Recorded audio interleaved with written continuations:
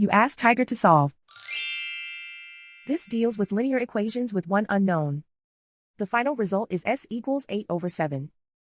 Let's solve it step by step. Group all constants on the right side of the equation. Add 72 to both sides.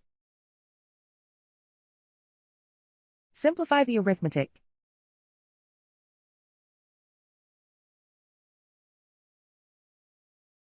Isolate the s.